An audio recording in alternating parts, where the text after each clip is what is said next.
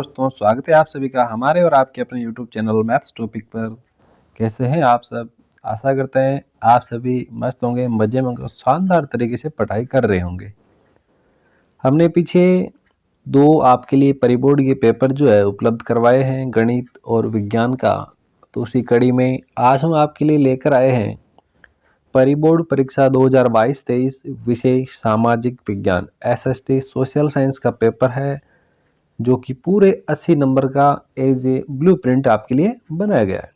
तो चलिए प्रश्न संख्या 1 में जितने भी सब पॉइंट्स हैं उन पॉइंट को वन बाय वन करके देखते हैं। पहले प्रश्न का पहला पॉइंट जो है लिखा है, जर्मनी के एकीकरण का कर्णधार कौन था? जो जर्मनी का जब एकीकरण हुआ उसका कर्णधार कौन था? सेकंड क्या लिखा है कि एक एक नंबर कैसा है, ठीक है। दलित वर्ग एसोसिएशन की स्थापना किसने की थी और साथ साथ ये भी याद रखें कि कब की थी। जर्मनिया किस राष्ट्र का रूपक बन गई थी? ये तीसरा प्रश्न है, पहले पॉइंट का तीसरा पॉइंट है पहले प्रश्न का। बात करते हैं आगे की ओर। प्रश्न संख्या 1 का पॉइंट नंबर 4 लिखा है, आनंद मठ उपन्यास जो है वो किसने लिखा था? भारत में पहला सूती वस्त्र कारखाना कब व कहाँ स्थापित किया गया? जापान की सबसे पुरानी पुस्तक का नाम लिखिए। स्मॉल इज ब्यूटीफुल पुस्तक जो है उसके रचयिता कौन है? उन रचयिता महोदय का नाम बताना है। भारतीय वन्य जीव सुरक्षा अधिनियम किस वर्ष जो है पारित किया गया बताना है। सरदार सरोवर जो बांध है, कौन से बांध की बात हो रही है? सरदार सरोवर बांध कौन से स्टेट में है, कौन से राज्य में है, ये आपको बताना है। अगला है, हेमेटाइट किस अयस्क की किस्म है? आपने देखा होगा हेमेटाइट, लीमोटाइट, इस प्रकार की 4 किस्म है। तो ये बताना है लिम्फोसाइट, हेमेटाइट, मैग्नेटाइट, ये कौन से अयस्क की किस्में होती है, नाम बताए। भारतीय संविधान की 8वीं सूची में कितनी भाषाओं को दर्जा दिया गया है? भारत में सूचना का अधिकार अधिनियम कौन से वर्ष लागू किया गया? प्रश्न संख्या 2, रिक्त स्थानों की पूर्ति करनी है। तो देखते हैं कि कौन कौन से रिक्त स्थान आपके लिए दिए गए हैं। बहुत ही शानदार प्रश्नों का चयन आपके लिए यहाँ किया गया है। हर एक प्रश्न बहुत ही ज्यादा महत्वपूर्ण है परीक्षा की दृष्टि से। यूरोपीय संघ का मुख्यालय रिक्त स्थान को चुना गया, किसको चुना गया वो बताना है। यूरोपीय संघ का मुख्यालय को चुना गया पहला। दूसरा, प्रति 1000 लड़कों पर लड़कियों की संख्या क्या कहलाती? क्या कौन सा जनसंख्या घनत्व है, लिंगानुपात है, क्या कहलाता है वो आपको बताना है।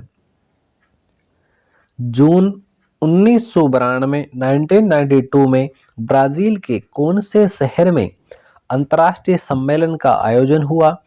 आयात पर लगाया गया कर जो है एक प्रकार का विकल्प है, कौन से प्रकार का? कृषि रिक्त स्थान क्रिया का उदाहरण है, कौन से प्रकार की क्रिया का उदाहरण है आपको रिक्त स्थान में बताना है। प्रश्न संख्या 3, अति लघुतरात्मक यानी बहुत ही छोटे वाले वेरी शॉर्ट क्वेश्चन जो है, कई प्रश्न इनमें से ऐसे होंगे जिनका आंसर मात्र एक वर्ड का है या एक लाइन का होगा। छोटे छोटे आंसर इनके होने वाले हैं। तो चलिए इसका पहला पॉइंट जो है, 1880 के दशक में महिलाओं की दशा के बारे में लिखने वाली महाराष्ट्र की 2 महिलाओं के नाम लिखने हैं। नेक्स्ट है, प्रथम विश्व युद्ध पहला औद्योगिक युद्ध था, इसका कोई एक कारण बताना है। तीसरा, मानव विकास रिपोर्ट किसके द्वारा प्रकाशित की जाती है? आपके अनुसार बांध निर्माण के 2 उद्देश्य लिखिए। वैश्वीकरण से आप क्या समझते हैं? प्राथमिक क्रिया के 2 उदाहरण लिखिए। संघीय शासन व्यवस्था के उद्देश्य लिखिए। गठबंधन सरकार किसे कहते हैं, ये बताना है। काली मृदा की 2 विशेषताएं लिखिए। बामसेफ क्या है ये आपको बताना है। ये आपके जो प्रश्न संख्या 3 है ये उसके पॉइंट चल रहे हैं, ठीक है। प्रश्न संख्या 3 के आगे अब हमारे पास बाकी बहुत सारे प्रश्न देखिए, वैसे टोटल जो है 24 प्रश्न है, सब प्रश्नों तक चलेंगे। 3 के 9 पॉइंट हो चुके हैं। अब बात करते हैं 3 के पॉइंट नंबर 10 की। कृषि आधारित उद्योगों के नाम लिखिए। ऐसे कौन कौन से उद्योग हैं जो परस्पर कृषि पर आधारित है। लिखा है जनिक इंजीनियरिंग का क्या महत्व है। नेक्स्ट, मानव विकास रिपोर्ट की किसके द्वारा प्रकाशित की जाती है। अब आता है इसका खंड ब, यानी सेक्शन सेकंड की बात हो रही है। सेक्शन सेकंड में प्रश्न संख्या 4 से शुरू होते हैं। सभी प्रश्न 2-2 नंबर के हैं। पहला प्रश्न है यानी क्रमांक नंबर 4, जोलवेर आइन पर संक्षिप्त टिप्पणी लिखिए। गिल्ड से आप क्या समझते हैं, इनका क्या कार्य था, सुभेद जातियां क्या होती है, कोई 2 उदाहरण दीजिए। बहुउद्देशीय परियोजना क्या होती है, उनका कोई एक लाभ लिखिए। कर्तन दहन प्रणाली कृषि के बारे में आप क्या समझते हैं। स्वर्णिम चतुर्भुज महाराजमार्ग क्या है, इसके बारे में आपको बताना है। सत्ता का ऊर्ध्वाधर व क्षैतिज अंतर स्पष्ट करें। किस प्रकार हमारे समाज में सामाजिक अंतर उत्पन्न होते हैं, आपको बताना है। नेक्स्ट क्वेश्चन, आंदोलनकारी समूह क्या होते हैं, ये कितने प्रकार के होते हैं और उन समूह के नाम लिखिए। धारणीयता का विषय विकास के लिए क्यों महत्वपूर्ण है। और अगला है प्रच्छन्न बेरोजगारी से क्या समझते हैं। प्रच्छन्न बेरोजगारी जो उससे आप क्या समझते हैं, जिसमें शहरी व ग्रामीण क्षेत्रों का एक एक उदाहरण भी आपको देके बताना है। ऋण के औपचारिक व अनौपचारिक जो है स्रोतों में क्या क्या अंतर है, उनको स्पष्ट करना है। कुछ ऐसे कारकों की चर्चा कीजिए जिससे उपभोक्ता का शोषण होता है। आगे बात करते हैं सेक्शन थर्ड की। तीसरे खंड में हमारे पास जो प्रश्न है वो 3-3 अंकों के लिए पूछे जाते हैं। देखते हैं कि कौन कौन से हमारे पास प्रश्न है।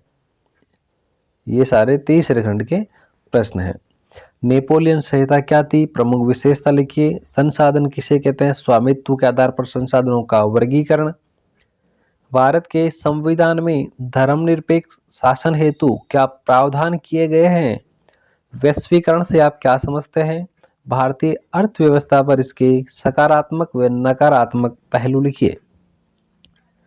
अब हम बात करते हैं जो सेक्शन डी पार्ट आता है, देय भाग आता है, उसके अंदर आने वाले प्रश्नों की, जिनके अंदर प्रत्येक में आपको अथवा में प्रश्न देखने को मिलने वाला है। शहरों में किसकी बात की जा रही है, शहरों की, सिटीज की।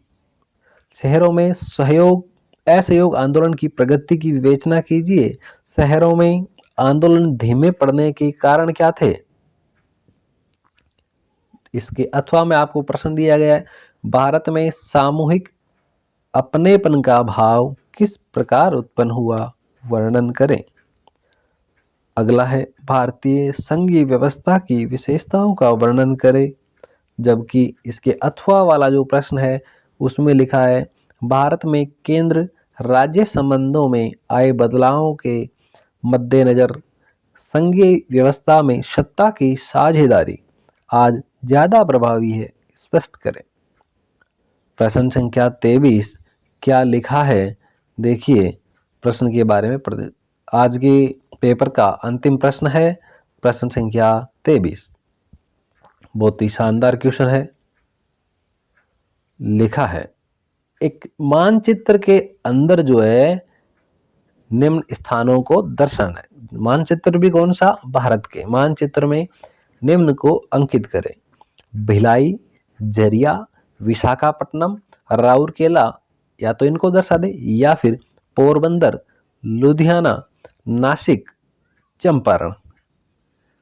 आप इनमें से किसी को भी हल कर सकते हैं। मेरे ख्याल से नीचे वाला थोड़ा इजी रहेगा। ओके डियर स्टूडेंट, आशा करते हैं आज का पेपर आपके लिए बहुत ही ज़्यादा फायदेमंद हो। प्रत्येक प्रश्न को बहुत ही गहराई के साथ देखें, प्रत्येक प्रश्न का सटीकता के साथ पहले खुद हल जो है बिना देखे लिखने की कोशिश करें, ताकि आपकी लिखने की भी प्रैक्टिस रहे। तो प्यारे विद्यार्थियों, लेखन शैली में थोड़ी गति बनाए रखें ताकि आपके आते हुए प्रश्न छूट ना पाए, और थोड़ी लेखन शैली का भी ध्यान रखें, क्योंकि लेखन शैली सुंदर होने से कॉपी चेक करने वालों पर बहुत अच्छा इम्प्रेशन पड़ता है, उसका मार्किंग पर भी असर देखने को मिलता है। तो इसी प्रकार के एक शानदार पेपर के साथ बहुत ही जल्दी मिलते हैं। तब तक के लिए जय हिंद, जय भारत।